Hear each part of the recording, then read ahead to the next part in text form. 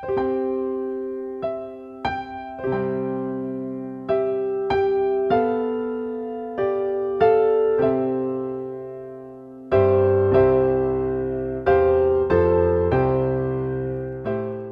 pagi pendengar setia Radio Cakrawala yang diberkati Tuhan kita Yesus Kristus.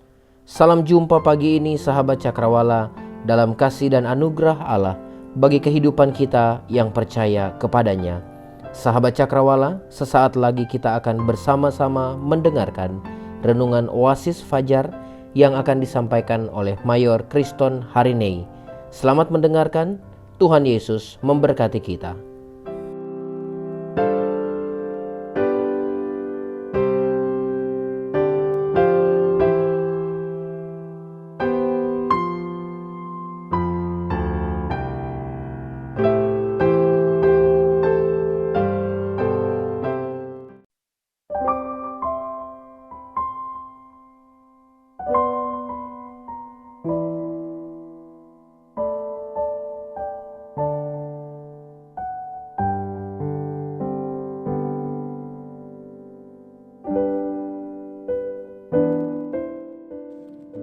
Sahabat pendengar Radio Cakrawala dimanapun Anda berada, sukacita sekali rasanya dapat menyapa Anda sekalian melalui program Oasis Fajar yang selalu hadir menyapa kita setiap pagi di radio kesayangan kita ini. Pagi ini kita akan melihat dan merenungkan bagian firman Tuhan melalui pembacaan kitab Injil Lukas pasal 17 ayat 11 sampai ayat yang ke-19. Kita akan mendiskusikan bagian ini dalam sepanjang minggu ini.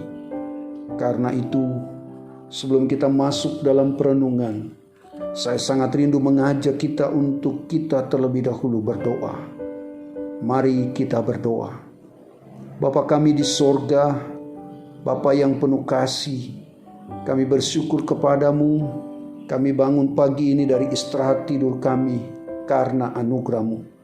Kami akan melakukan tugas, pekerjaan, dan pelayanan kami pada pagi hari ini. Kami memohon pertolongan-Mu atas hidup kami. Sebelum kami pergi bekerja, pergi ke sawah, pergi ke kebun, pergi ke sekolah, pergi ke kampus, pergi ke kantor, atau melakukan perjalanan, maka terlebih dahulu kami memohon tuntunan-Mu melalui perenungan firman Tuhan. Berbicaralah kepada kami ya Tuhan, sebab kami begitu membutuhkan firman-Mu. Dalam nama Tuhan Yesus kami sudah berdoa. Amin. Sahabat pendengar Radio Cakrawala yang diberkati Tuhan, mari kita membaca firman Tuhan dalam Injil Lukas 17 ayat 11 sampai ayat yang ke-19. Saya membaca di dalam nama Tuhan kita Yesus Kristus. Lembaga Alkitab Indonesia memberi judul perikop ini yaitu ke-10 orang kusta. Dalam perjalanannya ke Yerusalem, Yesus menyusur perbatasan Samaria dan Galilea. Ketika ia memasuki suatu desa, datanglah 10 orang kusta menemui dia. Mereka tinggal berdiri agak jauh dan berteriak, "Yesus, Guru, kasihanilah kami." Lalu ia memandang mereka dan berkata, "Pergilah, perlihatkanlah dirimu kepada imam-imam." Dan sementara mereka di tengah jalan, mereka menjadi tahir. Seorang dari mereka ketika melihat bahwa ia telah sembuh, kembali sambil memuliakan Allah dengan suara nyaring. Lalu tersungkur di depan kaki Yesus dan mengucap syukur kepadanya. Orang itu adalah seorang Samaria.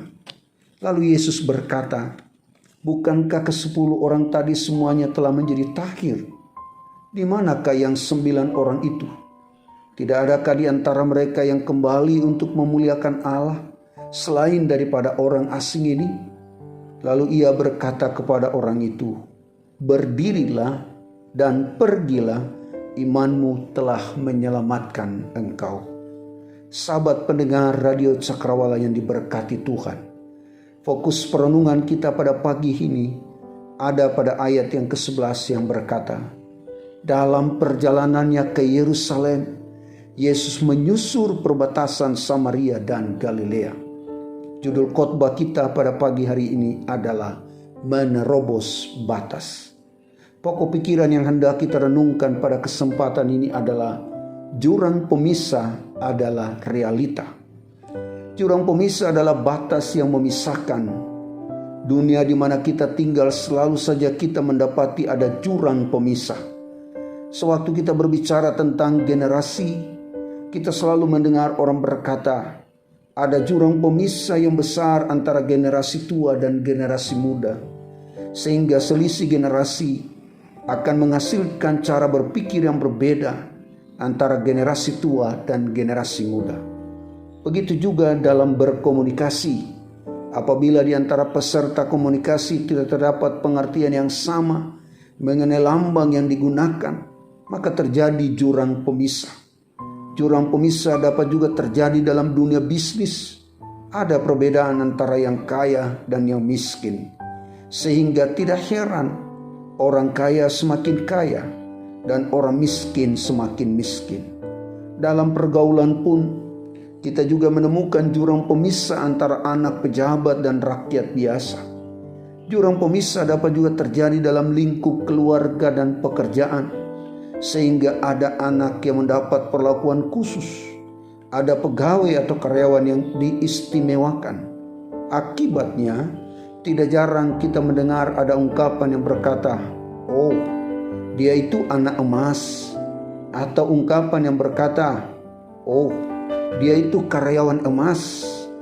Bila ada anak emas, bila ada karyawan emas, lalu yang lainnya, mungkinkah yang lain itu anak mujair?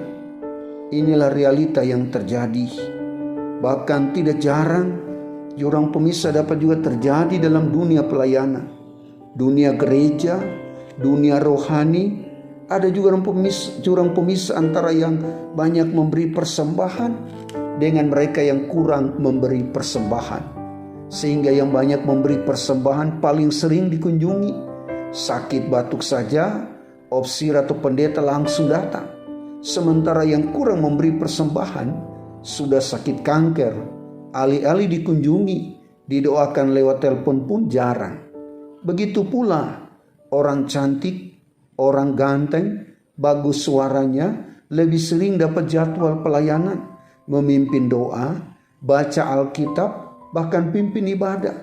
Sementara yang kurang cantik, kurang ganteng, kurang bagus suaranya, hanya dijadikan ban serep, ditunjuk melayani ketika yang istimewa itu berhalangan. Apalagi bagi mereka yang dua kali kurangnya, kurang-kurang ganteng, kurang-kurang cantik, maka pastilah tidak mendapat kesempatan. Singkatnya, jurang pemisah dapat terjadi di mana dan kapan saja. Lalu kita mungkin bertanya, siapa yang membuat batas itu? Kenapa harus ada jurang pemisah? Kenapa harus pilih-pilih orang? Bukan karena manusia itu sama di hadapan Tuhan? Bukankah semua orang sama di hadapan Tuhan? Sahabat pendengar Radio Cakrawala yang diberkati Tuhan, sangat menarik membaca kisah 10 orang kusta yang dicatat oleh Injil Lukas. Kisah itu diawali dengan keterangan yang penting, keterangan tentang pribadi yang bernama Yesus. Apa yang dia lakukan? Yesus menyusul perbatasan Samaria dan Galilea. Yesus itu tanpa batas, dan tanpa batas itu Yesus. Yesus pemula misi lintas batas. Yesus pemerkasa misi lintas batas. Yesus sedang menerobos batas, batas yang didirikan oleh manusia, batas yang didirikan oleh tradisi, termasuk batas yang didirikan oleh agama. Dalam pandangan Yahudi, perjalanan Yesus menyusul perbatasan Samaria dan Galilea dianggap melawan budaya. Perjalanan itu tidak lazim, perjalanan itu tidak biasa, karena orang Yahudi tidak bergaul dengan orang Samaria. Mereka bermusuhan.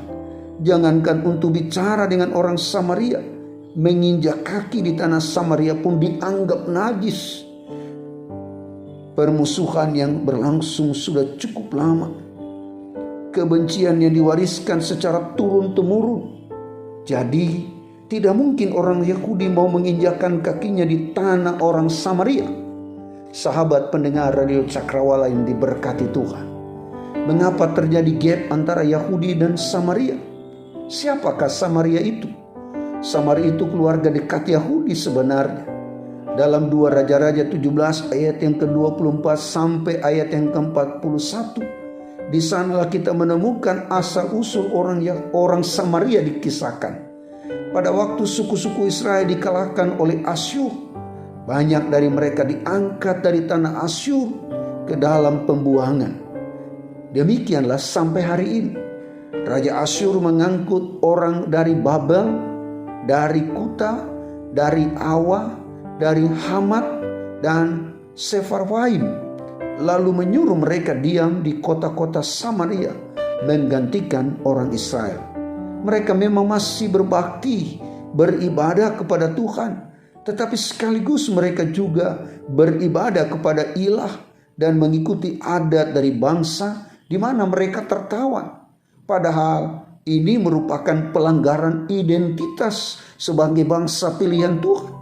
Mereka mengakui Yehova, tetapi sekaligus juga mengakui Baal. Bahkan mereka hanya menerima kelima kitab Musa sebagai firman Tuhan. Mereka tidak mau bergabung dengan orang-orang Yahudi untuk berbakti di bait Allah di Yerusalem. Pada tahun 400 sebelum Masehi, mereka pernah membangun tempat ibadah di Gunung Gerizim, tetapi kemudian dibakar oleh orang-orang Yahudi pada tahun 128 sebelum Masehi. Orang Samaria dan orang Yahudi saling curiga. Orang Samaria dan orang Yahudi saling membenci. Inilah realita hubungan antara Samaria dan Yahudi. Sahabat pendengar Radio Cakrawala yang diberkati Tuhan, apa hubungan firman Tuhan ini dalam kehidupan kita di era saat ini? Ternyata kebencian bukanlah produk masa kini. Kebencian itu sudah tua, usianya setua dunia ini. Kebencian itu kuno. Jurang pemisah itu barang lama. Jurang pemisah itu bisa terjadi di mana saja. Jurang pemisah bisa terjadi kapan saja. Jurang pemisah itu bukan dari Tuhan. Kini pun jurang pemisah itu dapat terlihat di mana saja. Yesus menolak kebencian. Yesus menolak rasisme. Perjalanan Yesus dari Yudea ke Galilea melalui Samaria menjadi bukti bahwa dia mengasihi semua manusia. Tidak perlu ada jurang pemisah antara kita dengan sesama. Tapi faktanya, banyak orang percaya yang sudah ikut Yesus berpuluh-puluh tahun, tapi menjadi penjilat di tempat kerja, suka cari muka dengan pimpinan supaya dapat kedudukan, padahal kerjanya tidak becus, sehingga menimbulkan jurang pemisah dengan karyawan yang sangat loyal. Tapi faktanya, banyak anak Tuhan yang setiap hari Minggu datang ke gereja, tapi selalu buat masalah. Orang yang tadinya baik-baik saja, berteman dengan damai, tetapi ketika dia datang, yang tadinya berteman baik dan berdamai jadi bermusuhan. Persekutuan yang begitu indah, tapi karena kehadirannya persekutuan itu jadi bubar dan hancur.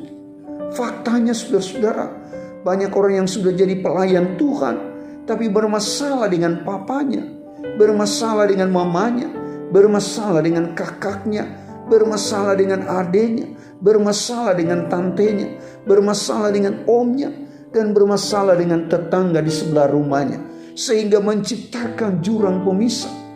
Faktanya saudara-saudara, banyak orang Kristen yang mengaku pengikut Yesus, tapi merasa diri lebih baik dari orang lain. Kita sering mendengar ucapan ini, saya lebih pintar dari dia, saya lebih rohani dari mereka. Faktanya saudara-saudara, banyak orang Kristen yang mengaku pengikut Yesus, tapi berpikir bahwa keluarga saya lebih baik dari keluarga yang lain. Saya datang dari keluarga yang berdarah biru, keluarga bangsawan, keluarga terhormat, sehingga kita membangun jurang pemisah dengan keluarga yang lain. Faktanya saudara-saudara, banyak orang Kristen yang mengaku pengikut Yesus, tapi berpikir bahwa suku dia lebih baik dari suku orang lain, sehingga kita berpendapat bahwa suku kita lah yang paling bagus budayanya, paling bagus adatnya daripada suku yang lain. Sebagai penutup dari renungan kita, mari kita seperti Yesus. Dia menerobos jurang pemisah. Dia menabur kasih di daerah perbatasan, perbatasan yang penuh kebencian. Dia melihat manusia bukan dengan curiga. Dia hadir di tempat yang bermasalah bukan untuk menambah masalah. Dia hadir untuk menyelesaikan masalah. Dia hadir di daerah musuh bukan untuk melawan musuh. Dia hadir untuk menyelesaikan permusuhan. Ingatlah, perjalanan Yesus menuju ke Yerusalem bukan dalam rangka piknik atau jalan-jalan, tapi perjalanan itu untuk pergi ditangkap, diadili, dan disalibkan. Yesus melewati daerah Samaria. Dalam perenungan secara pribadi, saya menemukan fakta penting. Yesus sedang mengambil semua kebencian di dunia ini untuk dia bawa ke bukit Golgota. Saat dia tersalib di Golgota, dia sedang menanggung semua kebencian dari generasi Adam sampai generasi saat ini, bahkan sampai generasi yang akan datang. Dia menanggung semua kebencian seluruh generasi itu. Dia menghilangkan jurang pemisah antara Allah dan manusia. Dia juga memperbaiki jurang pemisah antara manusia dengan sesamanya. Adakah jurang pemisah yang sedang merusak hubunganmu dengan orang lain hari-hari ini? Mari Yesus menerobos jurang pemisah itu. Engkau yang mengikut dia hendaknya tidak membangun jurang-jurang pemisah, tidak membuat gap dalam hidup ini, tapi kita hadir untuk menjadi jembatan, untuk membawa persatuan, untuk mendamaikan mereka yang mungkin bertikai dan bermusuhan. Kita hadir di dunia ini untuk menjadi garam dan terang dunia. Tuhan Yesus memberkati kita semua. Sahabat pendengar Radio Cakrawala yang diberkati Tuhan, sebelum kita berpisah, maka izinkan saya berdoa untuk kita semua. Bapa kami di surga, kami bersyukur untuk lawatan-Mu pagi ini. Kami berterima kasih untuk firman-Mu yang kembali menguatkan, memberanikan dan memberkati kami semua. Hamba-Mu berdoa untuk semua pendengar Radio Cakrawala di mana saja berada. Mereka yang sakit, baik di rumah ataupun di rumah sakit, kiranya Tuhan menjamah mereka. Hamba berdoa untuk mereka yang sedang kecewa, yang putus asa, hilang harapan. Kiranya Tuhan Yesus menolong dan menguatkan mereka. Hamba berdoa untuk mereka yang punya beban. Kiranya Tuhan mampukan mereka menghadapi beban mereka. Dalam nama Tuhan Yesus hamba berdoa. Saudara-saudara sekalian, arahkanlah hatimu kepada Allah dan terimalah berkat Tuhan. Tuhan memberkati engkau dan melindungi engkau. Tuhan menyinari engkau dengan wajah-Nya dan memberi engkau kasih karunia.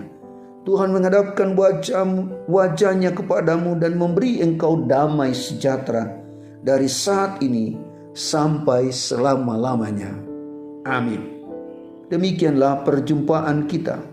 Akhirnya, saya Mayor Kriston Harine mohon pamit dari ruang dengar Anda sekalian. Shalom. Haleluya.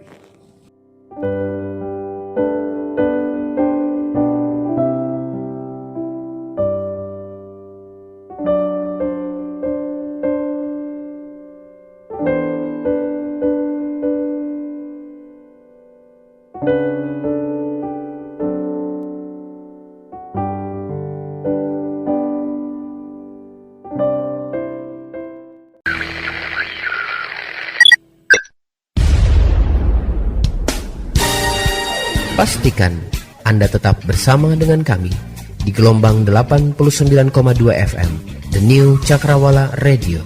God bless us.